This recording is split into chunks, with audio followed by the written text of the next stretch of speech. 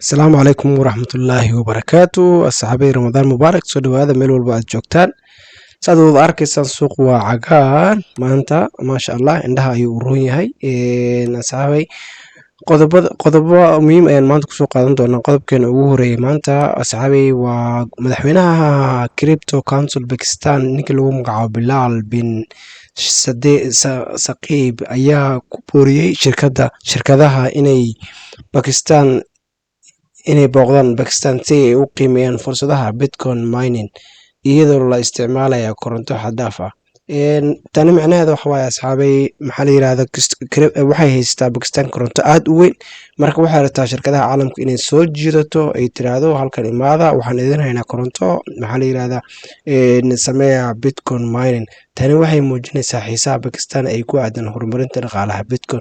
Kaasi wuxuu ahaa qodobkeena ugu horeeyo Bilaal bin Saqiib waa kana ninka macnaha maxaa la yiraahdaa wareysiga uu siiyey TV-gan ayuu ku sheegay. qodobkeena labaad asxaabi haddii aan u gudubno maanta wuxuu quseeyaa maanta XRP dad badan oo Soomaali ayaa fan u ah taageerayaal badanna wuu leeyahay caalamka dafaaca caalamka ku nool falanqeeyaal ayaa saadaalinaya in qiimaha XRP uu gaari karo $10 sanadka 2030 iyadoo guusha sharciga ee Ripple iyo kororka isticmaalka XRP ee nidaamka lacag bixinta caalamiga ah ee taageeri karaan kororka qiimaha. asxaabay XRP dacwadii way kasoo dhamaatay dad badan oo waxaa jira iyadana ay saadaalinayaan sanadkan inuu gaari karo $10 $20 $15 laakiin qaar kalena waxay leeyihiin beecaas uu ma gaari karo waa yara adag yahay waqti ayuu u baahan yahay laakiin waa arki doonaa asxaabay meesha uu ku dambeeyo meesha uu gaaro laakiin team XRP waa team aad ka muuqda suuqa cryptocurrency. Okay, soo dhawaada asxaabay mar kale meel walba aad joogtaan waad mahadsantihiin. qodobkan xiga wuxuu quseeyaa asxaabay Venezuela dowladda lagu magacaabo oo ka mid ah dowladaha soo saara saliidda. madaxweynaha Mareykanka ninka lagu magacaabo Donald Trump wuxuu ku dhawaaqay 25% canshuur labaad oo lagu beegsanayo wadan kasta oo iibsada shidaalka Venezuela. waa asxaabay sidaad ogtahaan cryptocurrency mar waliba waxaa saameeya newsyada caalamka waxaa saameeya dagaalada waxaa saameeya sicir bararka wax kasta ayaa saameeya marka hadda Donald Trump wuxuu leeyahay qofkii iibsada waxaan kusoo kordhi doonaa 25% canshuur hor leh marka talaabadan waxay saameyn weyn ku yeelan doontaa Shiinaha, Hindiya iyo Yurub. haddaba wadamada Yurub waxaa kamid ah dalka loo yaqaan Spain iyadoo ay sidoo kale sare u qaadaysa qiimaha shidaalka ee caalamka. waan arki doonaa iyadana meesha ay ku dambeyso asxaabay. qodobkan xiga maanta wuxuu naga soo gaarayaa waxaan kusoo qaadan doonaa ku fiirin doonaa Bitcoin BTC tan iyo 23 Febraayo haystayaasha muddada dheer ee Bitcoin waxay si xooggan u ururinayaan BTC taasoo muujinaysa kalsoonida ay ku qabaan mustaqbalka. Tani waxay kordhinaysaa tirada haystayaasha muddada dheer taasoo ka dhigan suurtagalnimada sare u kaca qiimaha Bitcoin. dad badan ayaa asxaabay Bitcoin iibsada ayagoo yoolkoodu yahay mustaqbal yoolkoodu yahay sanadaha soo aadan. waan arki doonaa iyadana laakiin BTC indhaha lagama qabsan karo waa dhaqaalaha cryptocurrency meesha ugu badan 60% meesha ku jira dhaqaalaha waa BTC midda kaliya oo la dhihi karo waa la isku halayn karaa waa kan ay ku tartamayaan shirkadaha waaweyn ee caalamka dowladaha caalamka. BTC markasta waxaa fiican inay ka muuqato portfoliyadaada 60% inay BTC ay ku tahay. BTC run ahaantii waxaa dhihi karnaa waa udubdhaxaadka tiirka dhexe ee guriga haya. asxaabay markastoo sameey baaritaan ku gaara ma ahin tala dhaqaale barnaamijkan markasta waxaa kugu waajiba inaad sameysid baaritaankaaga adiga ku gaarka ah do your own research. Okay, qodobka xiga asxaabay Binance waxay joojisay suuqyadii Move token move tokenka sababo la xiriira khiyaano ganacsi. Movement network waxay dib u heshay 38 milyan oo dollar oo ay u adeegsan doonto iibsasho dib ah si loo xoojiyo tokenka. waan arki doonaa iyadana, laakiin hadda kuley way isku dhaceen ayadii Binance waana lagu kala tegay.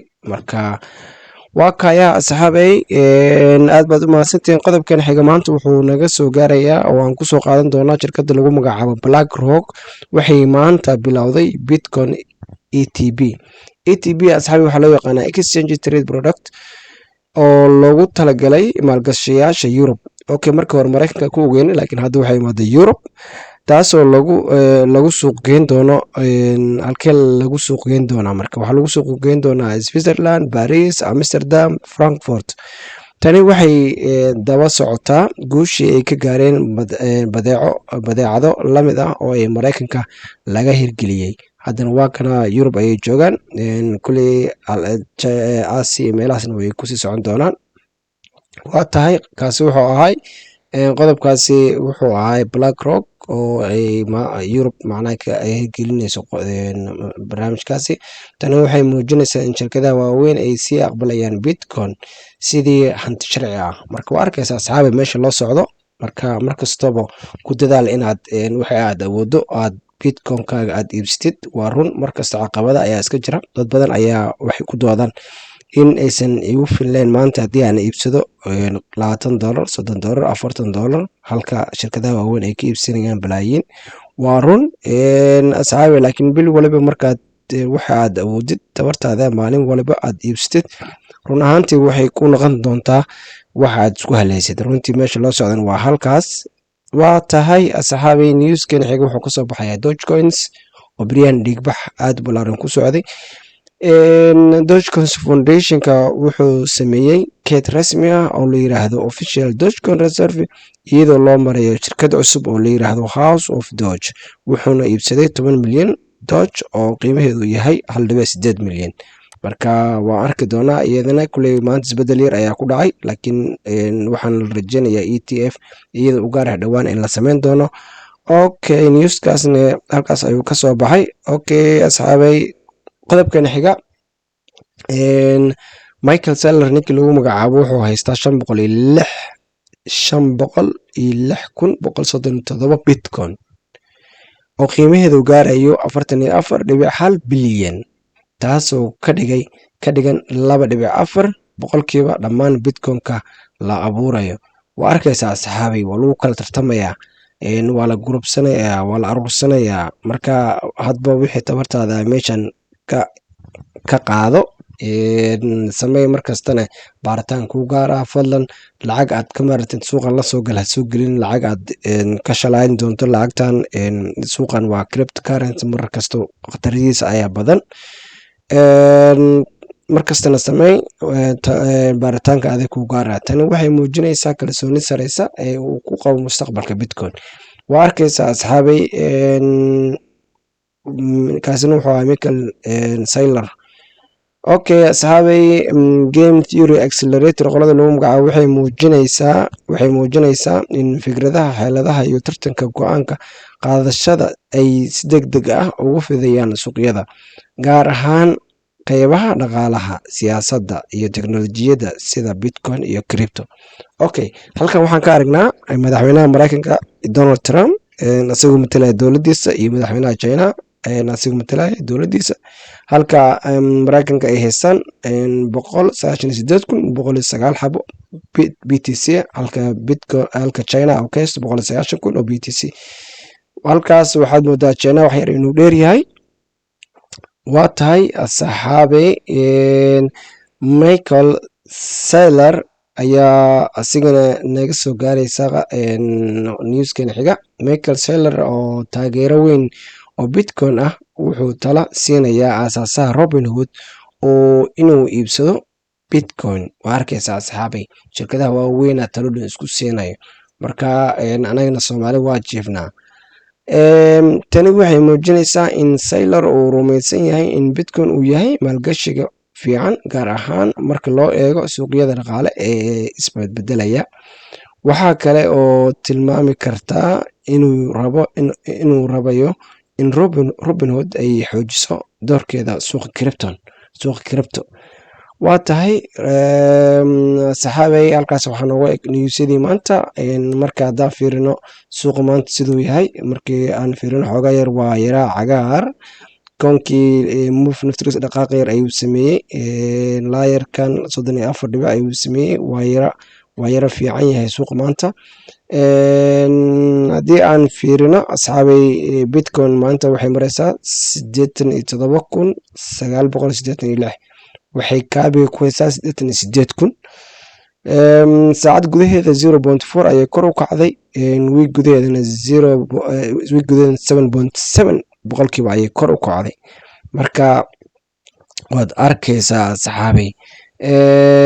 XRP-na wuxuu marayaa 2.44, halka Ethereum 2,074 uu marayo. Solana asagana mayar biryaan xogeer waa sheelar yar ayuu gashtay 146.4 ayuu marayaa. asxaabay Chainlink waa soo socda, asagana waa soo noqonayaa. wadada ayuu kusoo jiraa 15.43. Avalanche ha ka reebin, kaalimahooda ayay soo cararsanayaan. 22 ayuu kaabiga geliyey, halkii maalmihii lasoo dhaafayna 18-19 kuna naqanay. okay, Stellar 30 senti, hadeera fast 20 senti. subi waatana iyadana 2.4. subi asxaabay, waxaa la rajaynayaa 1 bisha Abriil inuu suuq soo geli doonto qiimo badan oo subi ah. marka tokeno badan oo subi ah, marka waxaan arki doonaa haddii qiimaheeda ay hoos u dhacdo ay wax u dhibto. NIO protocol waxaad moodaa maanta yara kor inuu u kacay. $3 ayuu taagan yahay, halka internet computer oo asigana $6 iyo 11 senti uu taagan yahay. waa tahay asxaabi, haddii aan fiirino maanta market capka wuxuu marayaa 2.88 trillion ayuu marayaa, halka dominant BTC dominant sigana ay marayso 60.6. Ethereum-na ay marayso 8.7 boqolkiiba. waa tahay asxaabay, Fiat Grid-kana wuxuu marayaa maanta 34 kor ayaa loo socdaa, cabsida way ka baxaysaa suuqa. halka Altcoins-kana dib uu soo socdo 16 ayuu soo marayaa. waa tahay Transcoins-ka maanta kacsanaan forumkan 11.76 ayuu kor u kacay. BNB-ga wuu kacsanaa 0.99 boqolkiiba. waa tahay asxaabay,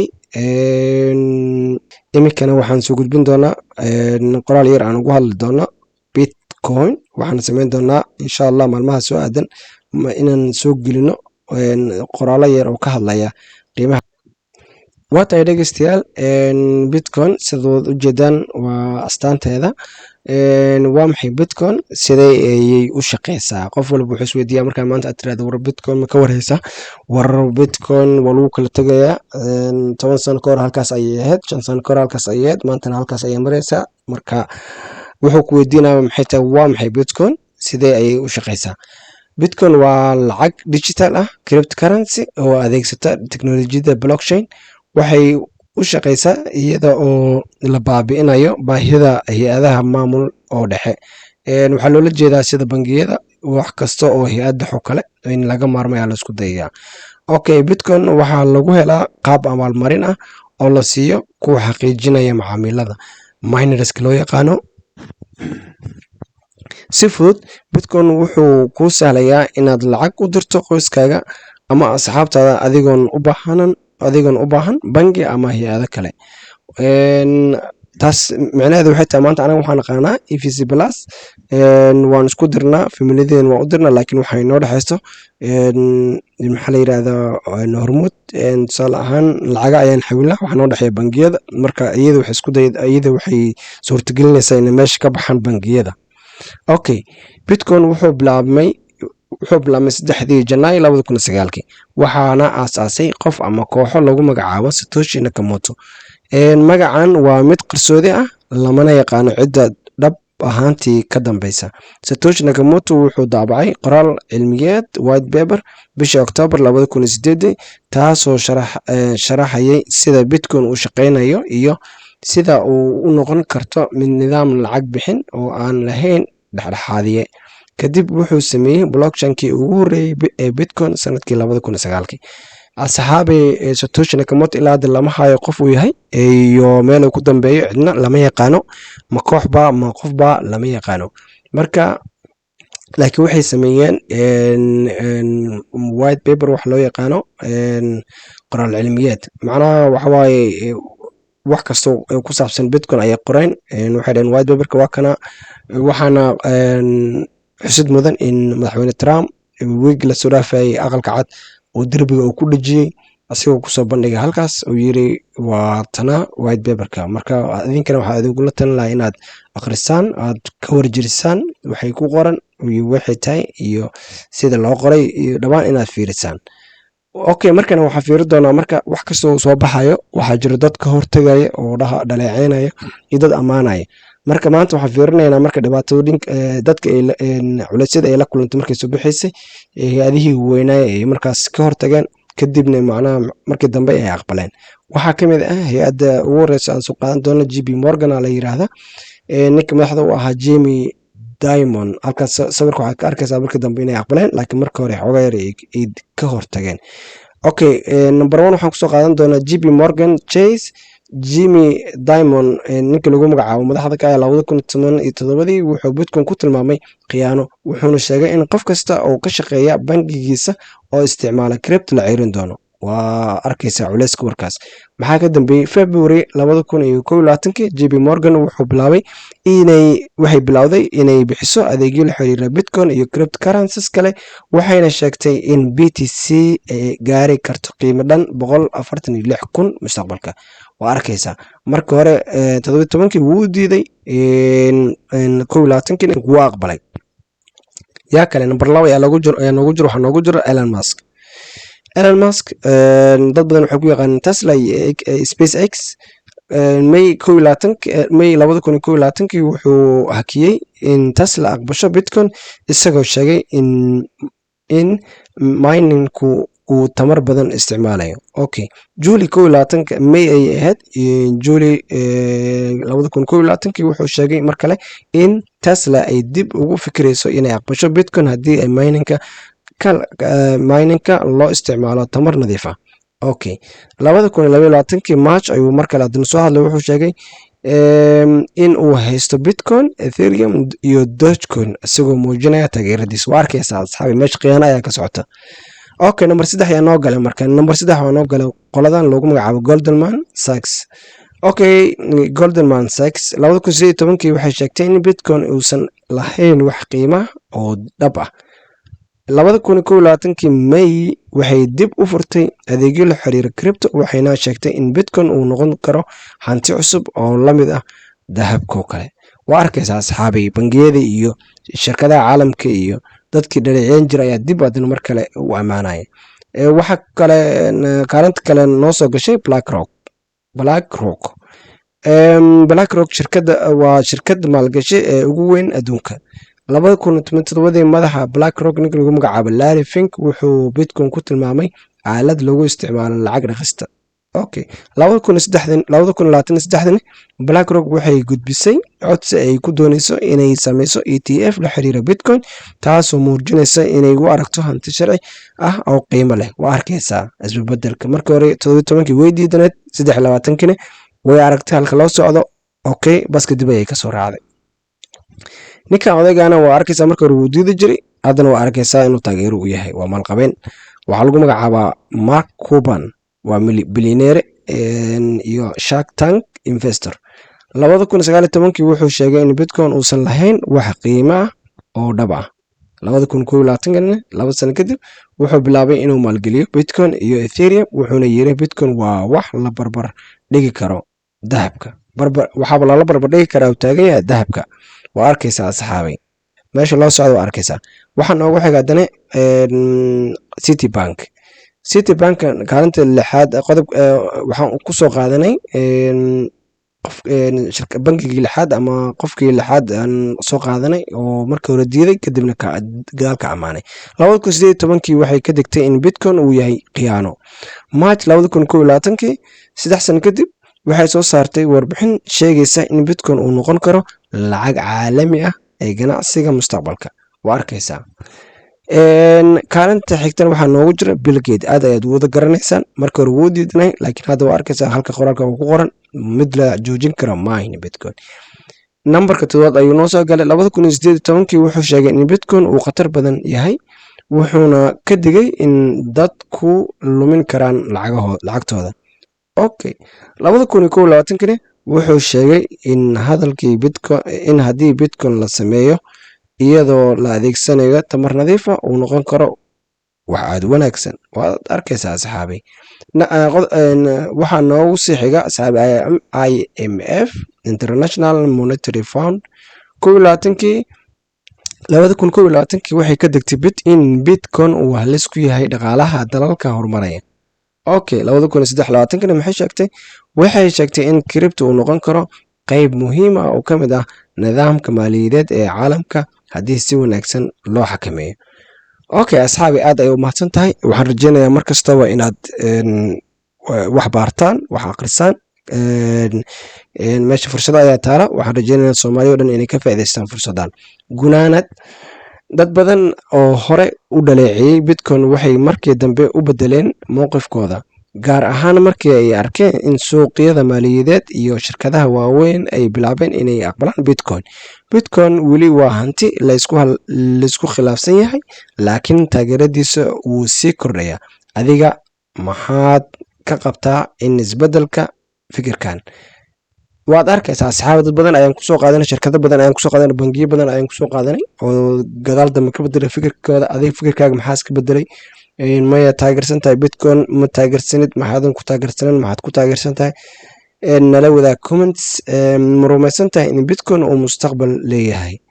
marka asxaabay nala wadaag commentskaaga. aad baad u mahadsan tahay haddii aad halkan nala soo gaartay.